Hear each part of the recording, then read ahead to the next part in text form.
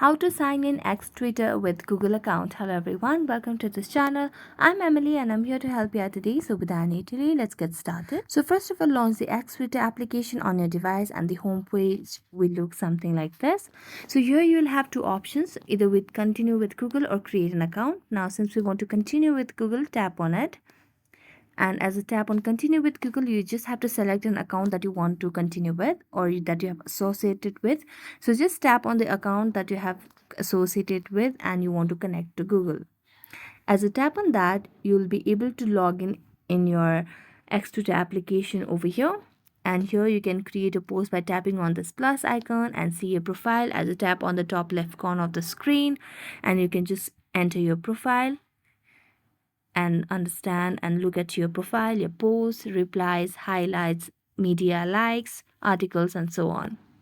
So thank you so much for watching this video. See you next time.